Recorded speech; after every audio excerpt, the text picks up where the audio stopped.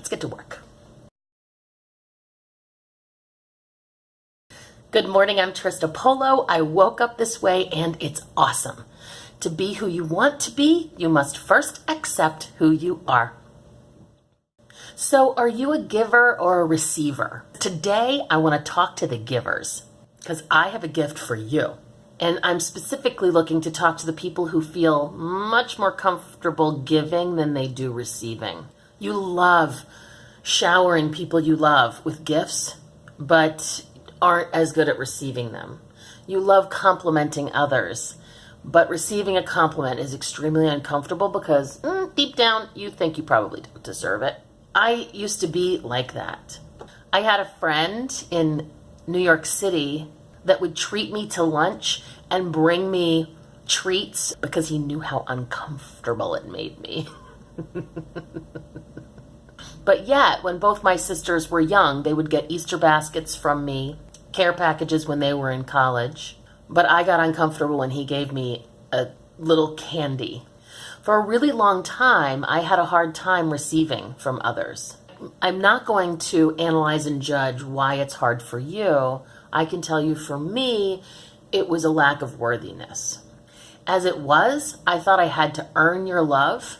For you to give of it generously and freely, oh my God, what? I don't deserve that. That's too much. I don't want to owe you anything. And then someone said something to me that changed my life forever. They said, "Are you a generous person?" And I said, "Oh my gosh, of course I am." They said, "So do you like doing nice things for other people?" "Oh my gosh, I do. It's one of my favorites." They said, "Well, what if when you do something for someone, they reject your generosity? How does that make you feel?" And I thought about it and I realized the answer was pretty shitty. If I'm a generous person and I love giving to others, and I bestow on you my generosity and your response is to reject it physically, verbally, emotionally, ick.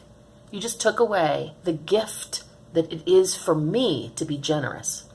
It was in that moment that I realized if I'm going to be a generous person in my giving, then it's only fair that I be a generous person in my receiving so that the other people in my life who are also very generous will feel the love of giving to me when I'm the recipient.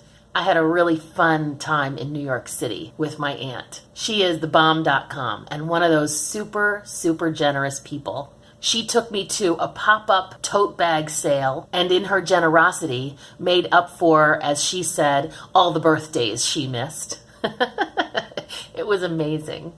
And then we went to lunch in a restaurant that was like being in Paris. And then I got to see my awesome 1-year-old nephew for the first time. And we ended the evening with drinks in a hotel bar and then dinner at a local seafood place. It was the best day. So after this wonderful, fantastic day, we were at dinner. I excused myself to go to the restroom. And on my way back from the restroom, I pulled the oldest trick in the book. I paid for dinner. And then after I paid for the meal, I went back to my seat.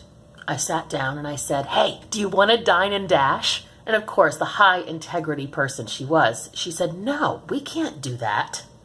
I said, "Oh, good.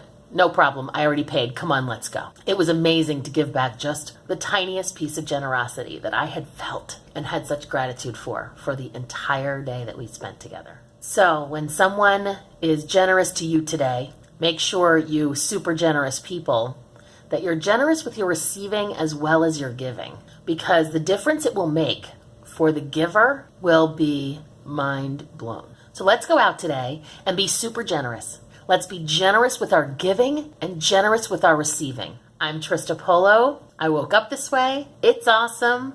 I'm awesome. And you're awesome. Have a great day. It's Tell the Truth Tuesday. Do you like my earrings? I got them on the streets of Manhattan. Let me show them to you against my skin. Pretty, right? I like them too.